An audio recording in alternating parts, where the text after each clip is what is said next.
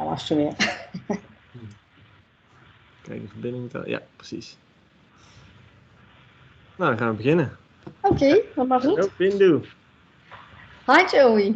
How are you? I'm good. I'm still hot though, thanks to global warming, but Yeah, all exactly. well. It's starting to cool off now, which is Thank God.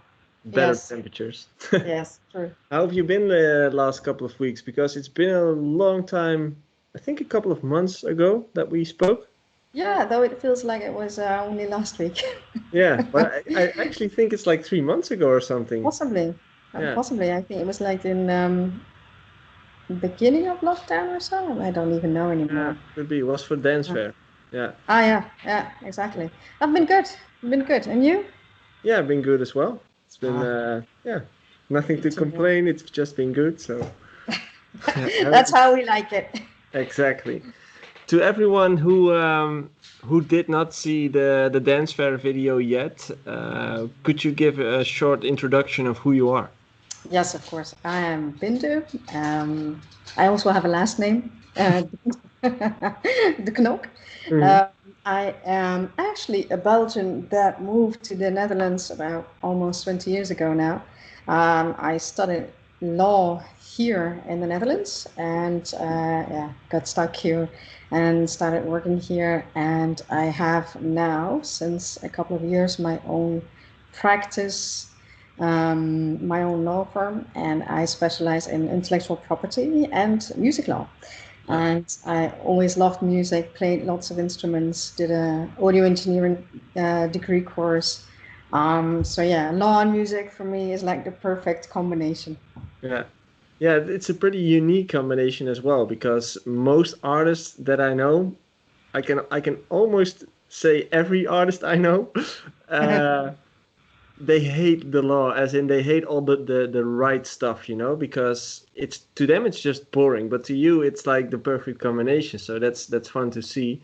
But for most artists I know, they don't want to think or read the contracts and want to think about rights, and it's just too much for them. How is that, like, for you? It's completely different. How is that possible, you think? Perhaps I'm an awful nerd. Yeah. and liking audio and stuff. That is probably true. I think it is because law can be quite overwhelming. I mean, when you play an instrument or you do engineering or you make music, production, etc., it's very hands-on. You do something, you play your instrument, you hear something, you immediately have that kind of result. It's very concrete. Same with if you do mix. Of course, there's technicalities, but still, you can immediately hear the results. And law is very abstract. It's like saying, okay, so here we have 4 wheels, we have a body, we have a steering wheel, we have a couple of doors, and now you can make your car. And whether that is a Fiat that you're making or a BMW, that's totally up to you. So I think it's a bit like that with the law. You like get a pile of rules and norms and regulations, and then people say, well, yeah, and music fits in there, but you just don't know, because it's so abstract, you don't know how to fit music in that context. That's overwhelming to people. Yeah, and it's so complicated, as in there are so many things, like rules and rights, and then every country has their own set of rules and own set of rights, and it's just, since we live in a day where music is just distributed international, as in there are no boundaries anymore restricted to the releases. So it's a pretty complicated thing if you think about agreements and your music. And what I see happening with beginning artists, for example, is that when they have their first record deal, they just immediately sign it, because 1, they have no clue what the hell they're reading.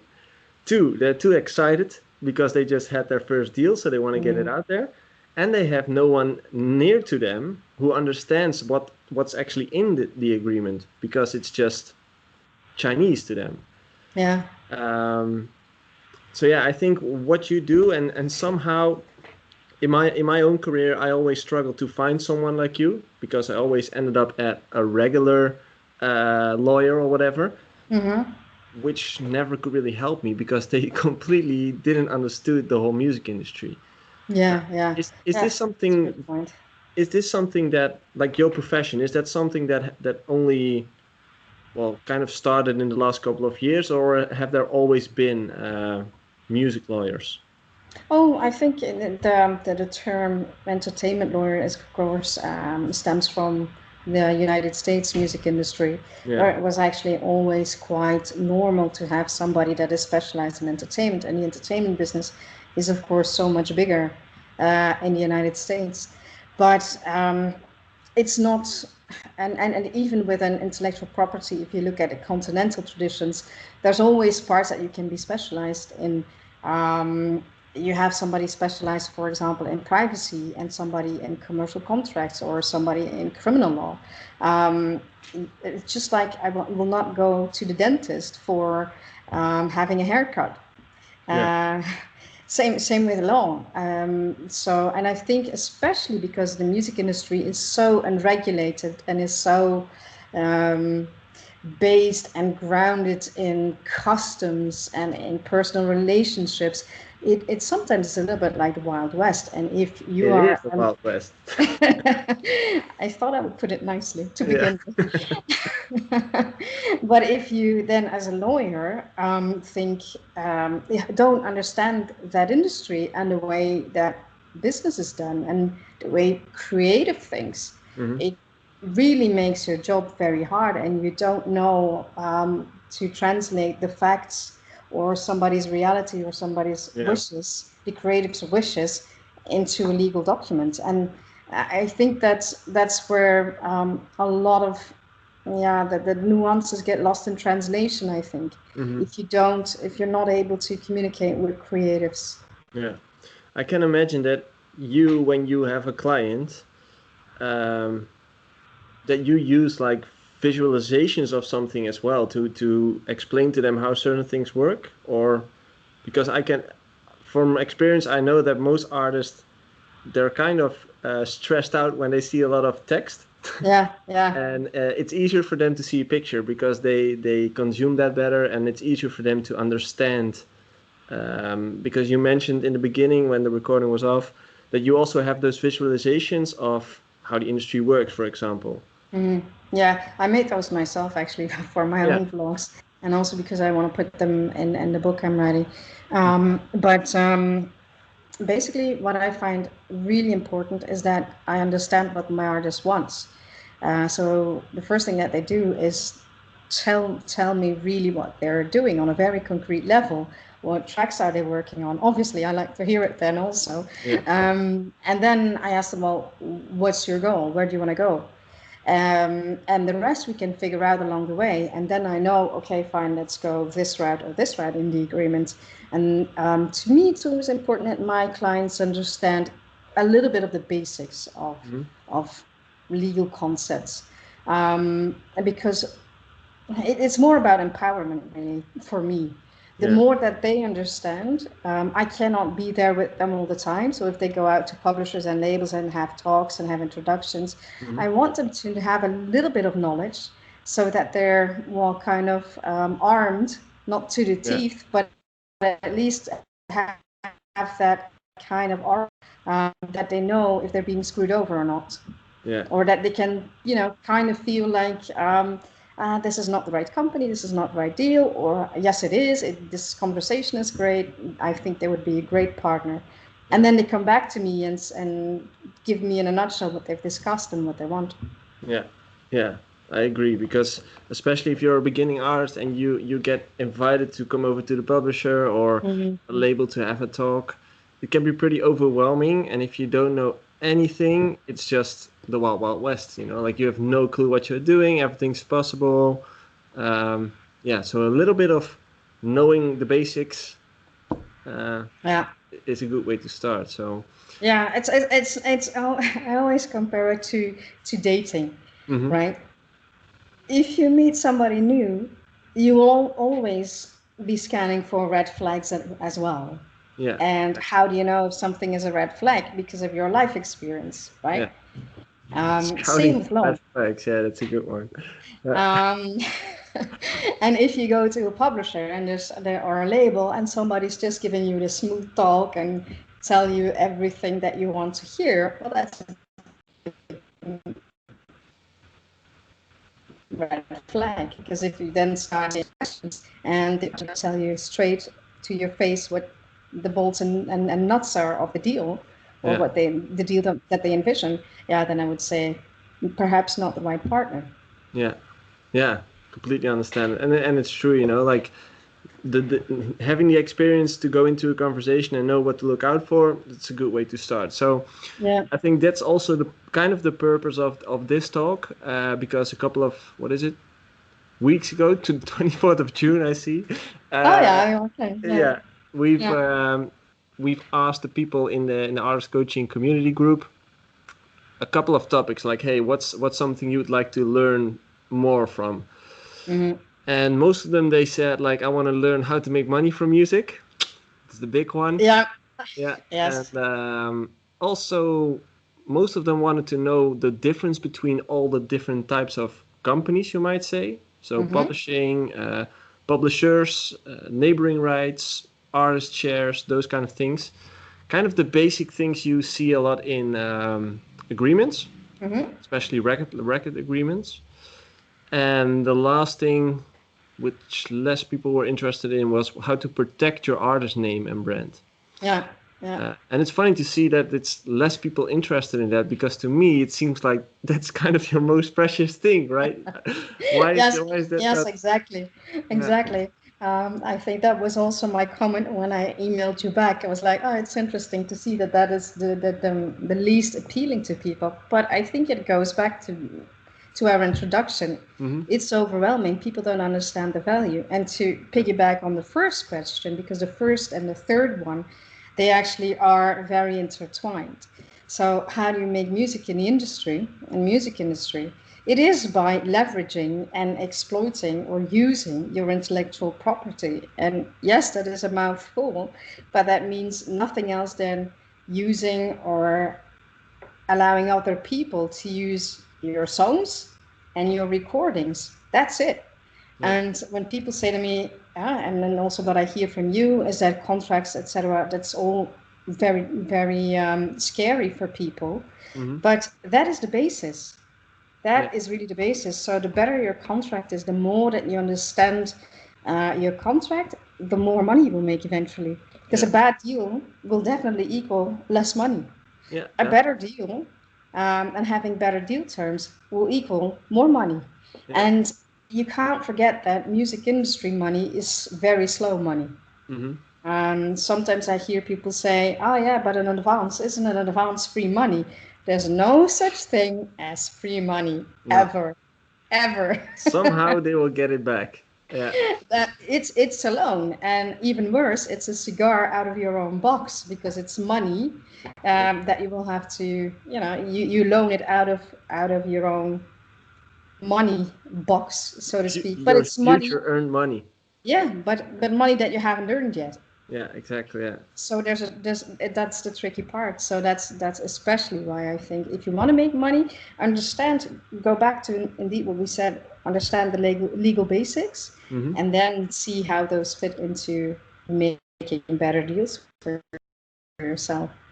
So let's dive into that topic, like making money with music. And Yeah. obviously, that happens with releasing your music, and getting streamed, selling it on Beatport or iTunes, maybe a couple of vinyls or CDs still Mm-hmm. in some cases. How can you make money from that? Like, what are some things you would suggest to be on the lookout for? Well, the first thing that you have to understand is there's two sides of music. There's like the song, the composition with or without lyrics on one side, Mm-hmm. and then there is the recording of that song. I think all of your viewers will know Max Martin. He's an easy example. Yeah, Max Martin is a typical songwriter. Yeah, he doesn't record the songs. He has Katy Perry, Taylor Swift, and all the other people to do that. yeah, So Max is purely a songwriter, so he earns his money by selling those songs to people who want to record them.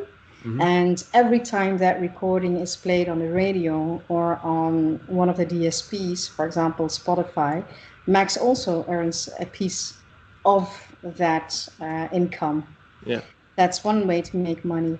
On the recording side, if Ariana Grande, for example, records Max Martin's track or song, I should say, whenever she's played on the radio, or at least in Europe, because airplay in the United States doesn't give you much royalty except for digital royalty.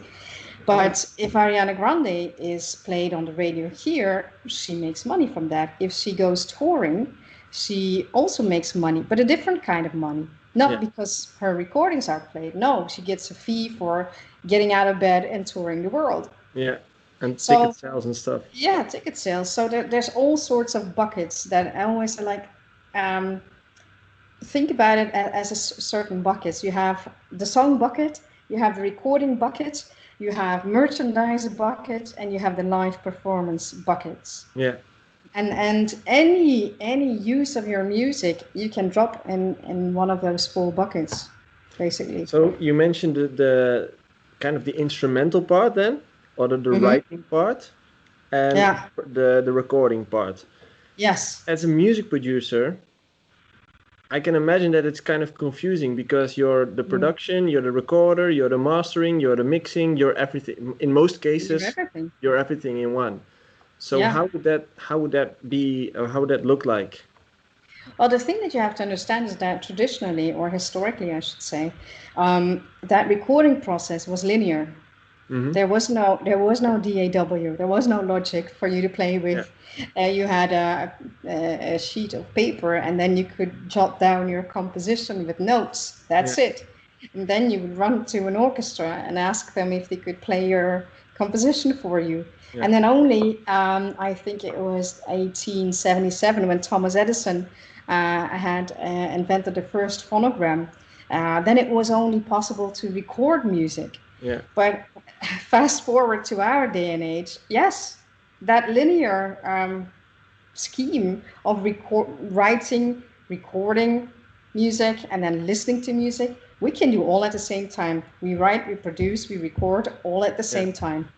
That makes it also confusing, but still, the actions that you're doing, your writing and your recording, those are legally still two separate things. Yeah. And what are the terms for those?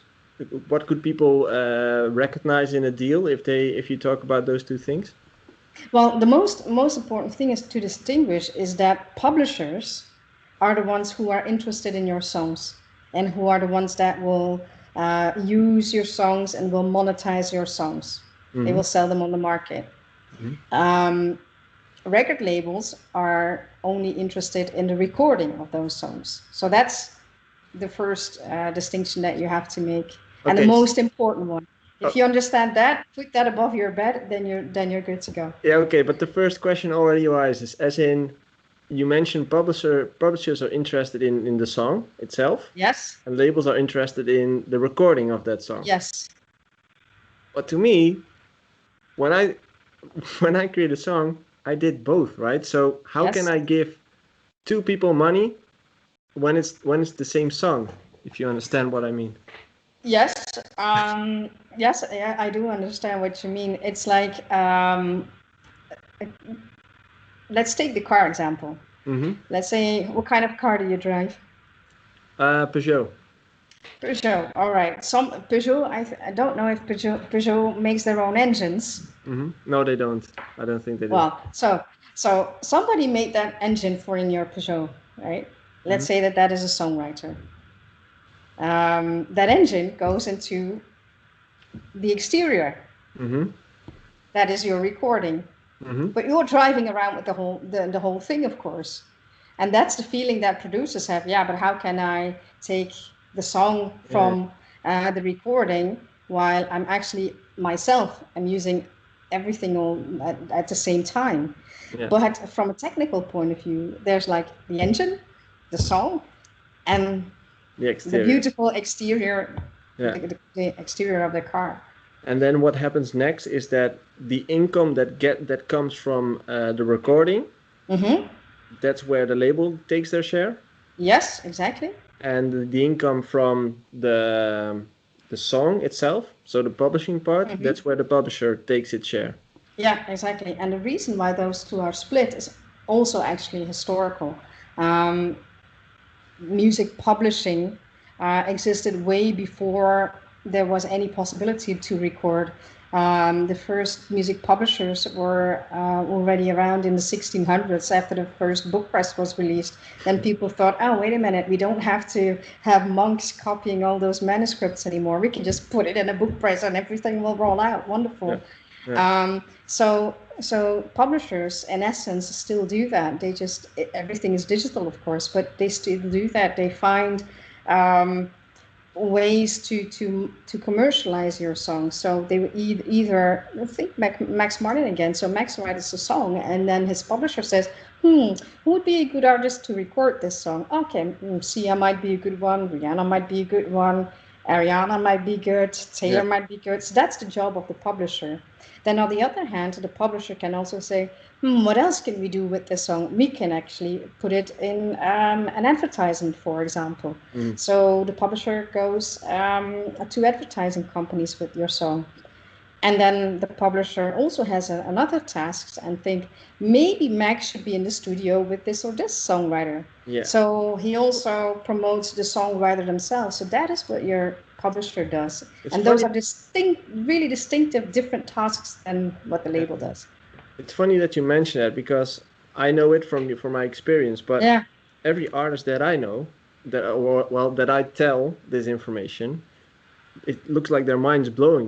Like what like are they supposed to help me finding vocalists, for example, Yeah. or are they supposed to help me get my music into games or into advertisements or whatever? Yeah. Because somehow, and I'm not sure why, but if I have a look at the major publishing companies these days, it seems like they're not really doing well. They probably do it, but just for like the high priority type of artists, and not necessarily the starting artist or the aspiring artist. And I'm at the level where I'm just asking myself, like, what's the value of a publisher at this time and age for a starting and aspiring artist? That's a very good question. Let's not judge, but let's say that I totally understand what you're saying. It depends, of course. I think that a good publisher can have value, but think again about the publisher's business model. The publisher makes money how?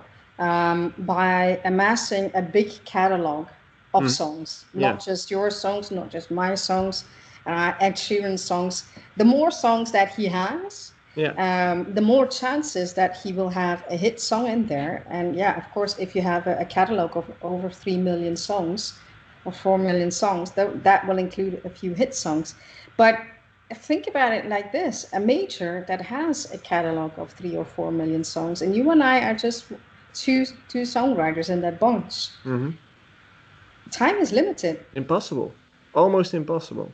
Resources, human capital is limited. Exactly. And that's the point where I'm getting at, as in I understand how that system works and I understand how they make money, but on the other hand, if you're just a starting artist with no following, with no sales, no streams, or at least not too many, it's not really interesting for the publisher to spend time on you, because how does it come back? Like it looks like they're signing a lot of artists right now just to maximize the opportunities, right?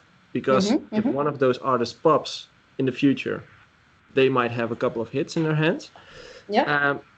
But that's the whole reason why that question popped up and said, like, okay, but why would I sign at a publishing agency when I'm an aspiring or starting artist, while they do take, I believe it's 33% of that part of the income? Yeah, 33% in continental Europe, Yeah. and 50% in US, UK, and Australia. That's So a lot. they do take a big chunk, and of course that compensation is for the task that they're supposed to be doing. So that those tasks we already said, that's exploitation. So all the things that we just said, administration, Yeah. and promotion. But true, if you and I are beginning songwriters and they don't do anything for me, then And they what's the take point? the 33% over all the releases during that deal.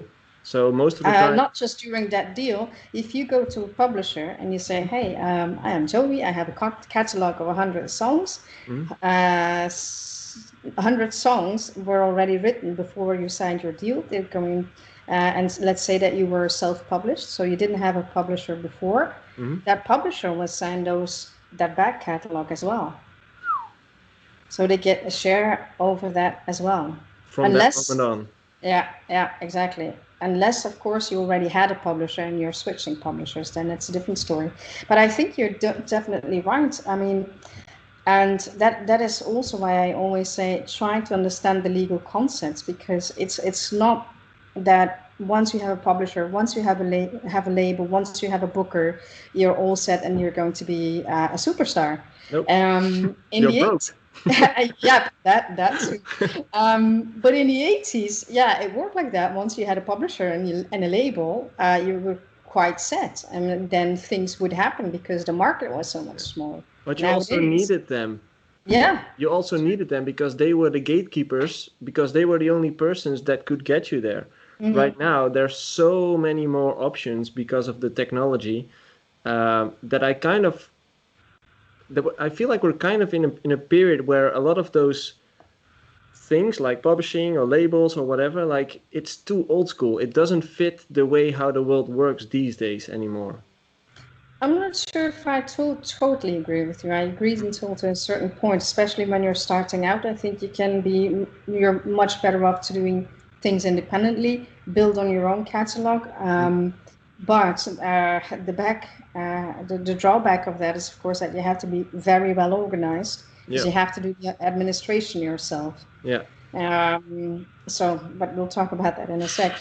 But if you I think that publishers do have tremendous value if you're at a higher level right now. But I think it's a fallacy to think that okay, the world's completely digitized now, so all the gatekeepers are gone. I always say like the only thing that we've done now since the interwebs exist and since it has democratized the distribution of music is take the analog world and we've just put it in the cloud yeah, because the gatekeepers are still publishers, labels, yeah, and we have DSPs like Spotify. yeah, Spotify decides how much we earn on a yeah. stream, and I can tell you, and you will agree with me that that is not very much. No, exactly. So No, but the I agree gatekeepers with are you. still around. I agree with you with the fact that there are still gatekeepers and stuff. It's just that a lot of those systems, how they are built in the Mm-hmm. time where they are built, like the 1800s or 1900s or whatever, not everything, but some of those things just kind of cringe with how the world works these days. Um, and I kind of feel like all those things need an update. Yes, but how would you go about that? I've been Yeah, thinking about that. that's I've been impossible. thinking about that as well because what's the value if you look at it purely from a practical point of view or pragmatical point of view? What's the real value of a publisher or a label? It's their network with other Yeah, sub-publishers, the network with writers. yeah, If I want to call Ed Sheeran, I don't think he'll pick up for me. no, But if my publisher calls, yeah, well, and says, "Oh, this is a promising songwriter," then maybe. yeah. So So again, that's the that's a real value. gatekeepers. So, yeah, exactly. And they have built that network for years and years and years. So if you and I were to say, okay, fine, let's start our own network, right? Mm, We would need quite some time, I think, a few decades to amass that kind of network. yeah, And true. and you would need the infrastructure, and you would need the resources and the human capital to bring resources into that network Yeah. as well, so people can actually benefit from it. What I kind of hear in between the sentences is that those platforms, so a publisher or a label, they are still valuable, Hmm. but only at a certain stage in your career. Yeah, I think As so. Yeah, in the beginning, I kind of feel like it's not adding any value anymore because and it costs you money. yeah, Sorry that I exactly. interrupted you, but Yeah, it's true. You're not a priority, so it's gonna cost you money, and it's not getting that much in return. But at a certain stage where you're kind of popping off or something, or maybe even a few steps further along, that's where it starts to add value. Yeah, true. And that value is not only in the network, but also in the investments that they can make. Yeah. For them, investing 100,000 euros in a track in promotion is peanuts. Yeah. If you and I have to invest 100,000 euros, well, we'll be selling the Peugeot, I think. Exactly. Yeah, true. Yeah. So yeah, that's the difference. But I've seen it happening around me as well. That people are so eager to sign a deal. Ooh, I'm signed with a Mm. publisher or with a label, and then at the end of the day, the promotion is minimal. They've signed away a part of their rights, of course, meaning that this other company now owns their share, Yeah. a large share of their rights. And the input for them, or at least the financial output, the income, is minimal. Yeah. Then True. I think you would be so much better off with investing in a good PR person and a good marketing person that want to sit down with you and think, okay, so release plan. What's our branding idea? What's our schedule for releasing it? Okay, so we need 6, 8 weeks to build that campaign. Then I Yeah. think you would rather better spend 2, 3 thousand euros on a good PR person and somebody with digital knowledge that he or she can do your social media, then that's Yeah. money well spent. True. Completely right. Yeah. It's good that we covered this topic because I think a lot of people will get value from it because it's so yeah, it just seems to a lot of people like that's the goal, but while it's actually not in the beginning of everything.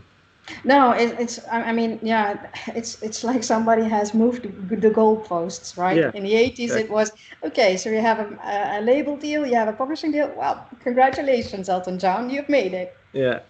But now people have moved the goalposts. Yeah.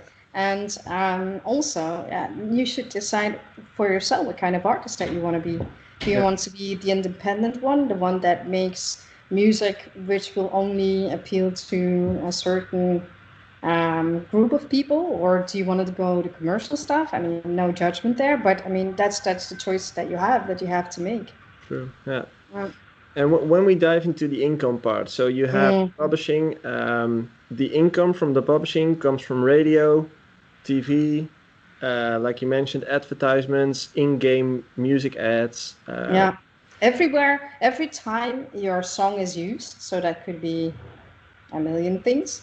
Um, every time the recording in itself, I always say it also contains the song. So every time the recording is used on radio, in games, on TV, um, both the label part will make money and both publishing will make Yeah, money. every time the car is used, the engine is used as well. Yes, exactly. Yeah, Yeah, you need the but engine to run yeah, the. Yeah. exactly. But in some cases, and that would be only I think in Formula One, where people work with the engine alone and try to make it better.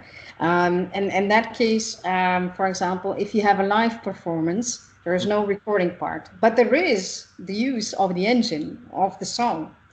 How So is that that? Because the recording part is the thing that's being played, right? only if you talk about DJ sets, but Okay. Yeah. if you talk about a band, for example, Mm-hmm. they could maybe have some backing tapes, of course, but let's Okay. say that's live performance with real instruments, etc. Yeah, then it's only the performance of the song. Okay. And then you mentioned that like the label also gets a part of the income, but they mainly Mhm. get it from sales on iTunes, Yeah, Beatport. They get yeah, it from streams on yes, Spotify and stuff. yeah, That's where that part of the money comes in. yes. And then you give them a certain percentage, which these days is about 60-70%, I would say, which is a lot, in my opinion. Lucky. Um, and then on the other hand, if that track that got released on iTunes and stuff gets played on the radio, that money will come into a different bucket, which is the publishing part. And you will have to give away 33.3%. Almost. Okay. Uh, there's if the track gets played on the radio, the label will get its share, the performing artist will get a share, and the publisher will also get their share, right? Mm-hmm. But it comes from different streams. So Senna and Norma are collective rights management organizations, and they collect for radio and television. Mm-hmm. And the publishers and the authors, they get their collective rights management money from Buma and Stemra every time the publish or the song is used. Yeah. And then on top of that, and that is what makes it confusing and complicated, there's also money that the labels and the publishers directly receive. Mm-hmm. That doesn't go through the collective rights management system. And why is that? Because if Spotify, for example, pays directly to the label, if there is a sync, for example, let's say that your publisher has agreed to an advertising campaign with, let's say, a big brand. Depending on the deal, it might actually come through the publisher. So the publisher will receive that money directly, and then he will take his share of it and pay the rest to the songwriter. Yeah, that's super complicated. But that's yes, it is. That's probably why everyone's kind of getting lost. Yeah, true. But you have to understand that money comes from every time that your song or your record is used. Yeah. That's it. Yeah. And then there is different streams where that money can come from. Yeah. How can you manage that as an artist? What would you advise? Because at a certain point in your career, if I have a look at myself, I've released over 50 tracks. Mm-hmm. How the hell can I know where all that money is, where all the streams of income are coming from, if it's being done fairly, or those kind of things? How can I manage those things? Yeah. First of all, you have to make sure that you're a member of all the collective rights management organizations. Some people forget that, and then they only do the publishing part, or they only do the song part. So they are either a member of Buma and Stemra, or let's say PRS in England. Mm-hmm. But they forget the recording part. So they forget Senna, or in the UK PPL. Mm-hmm. So that means that they're actually leaving money on the table. Then, and what happens if you already have released 50 tracks, but you just sign up now? Do you get all the money that's being spent for you? No. Oh. That's impossible for collective rights management societies to do. There's the thing with the problem with collective rights management societies also is that every country has its society, mm-hmm. And every country has its own distribution rules and its own system. Mm-hmm. Some systems communicate well with other systems. For example, Buma communicates pretty well with the Belgians and the Germans and the French guys, but mm-hmm. some systems may not be as good.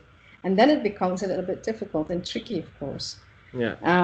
But the point is that if you register at a collective rights management organization, they have, if you're good with it, they can collect on a worldwide territory. So you give them a mandate to collect worldwide. That's the easiest way for you to do it. Yeah. But the problem lies in that they have a lot of members as well. So they can't go back decades. Yeah, exactly. So I think that also depending on the organization, but I think 3 years is the maximum that they actually can go back. Yeah. Really depending on the organization, but otherwise it's too difficult for them. Yeah, so signing up at an early stage is kind of the best thing you could do. Absolutely key. As soon as you've written your song and the splits are agreed upon, have it registered and have it properly registered. What is also interesting is that so many people don't register their songs well, mm-hmm. And don't double check it. And one typo could actually mean that you miss songs in song income. Yeah. Or any income for that matter. But yeah, it's hard in the sense that I wouldn't say that it's a full-time job, but you will have to spend some time registering it, controlling statements when you get your statements. any statement that you get, you should have a look at and see that is it the correct percentage? If there are, for example, costs that have been deducted by your label, is that the right cost, or have they added a zero? Oh, yeah, that's a good one. Yeah. Yeah. But most people don't even look at their statements. They're like, okay, fine, I'll just invoice it. But I mean, it's human labor, and humans make mistakes. It's that Human simple. error. Yeah. Yeah. Exactly. But it's super important because even me, like, I haven't been releasing music for I think 4 years, but I still get income from Booma and Stemra, Mm. um, just from all the music that I've been releasing in the past, which is Yeah, still being played. yeah, So that's great, of course. yeah, so the more music you have as an artist, the more you register it properly, Yeah, and you will you could make money with it for the rest of your life. yeah, exactly. And that's why I said you have to have some patience in this industry, because music industry money is slow money. We Yeah, think of Mariah Carey yeah. with Every year. every year, ka-ching, Yeah, ka-ching. It's great to be Mariah. yeah, But those things, I mean, if Mariah hadn't registered it well, or she would have misspelled her name, yeah, that would be only half of the check, for example. Do you know So, that? Do you know that song of Vicetone, which is trending right now? no. It's yeah, it's pretty. The reason why I'm telling the story is because it relates to this. As in, it's a DJ duo from the Netherlands, I believe. Yeah. They've released a song, let's say 4 or 5 years ago, on a label, which performed pretty well in the in the dance industry at that time, but it kind of faded away a long time. And then TikTok came along, and Ooh, yeah. someone on TikTok picked up that song, started posting, thing went viral, and now it's completely booming. Do you know that video, the funeral dancers? Oh, yeah, yeah. That song, Yes. that song you hear in the back. Oh, yeah, for sure. Yeah. Oh, no. Yeah, yeah, yeah. Yeah, that's Yeah. the song. So 5 years ago, let's say 5 years ago, they've released that song, Yeah. kind of faded away, and suddenly, boom. Yeah, true. So if you haven't registered it properly at that time, you could get lost, right? Or you lose money. You definitely lose money. Think about Phil Collins, In the Air Tonight. Mm-hmm. That song is over, no, no, I would say over 30 years old. And there were two teenagers who had listened to that record a few weeks ago for the first time. Oh, I And saw now that video. and now that track was on number one in iTunes. Really? Yeah, I mean, the track is 30 years old. Yeah. Yeah, I can still remember the day that record Oh, came out. the connections. The connection is kind of glitching. Let's see. Yeah? Yeah, you're back now. Yes. Yeah. Yeah, Okay. I'm back. Yeah. So registering your songs and having continuing to write songs. Mm-hmm. That too.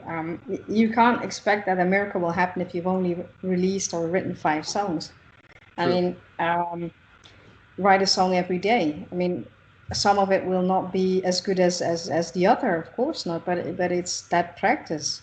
Yeah. And then the same that counts for you is what counts for labels and publishers.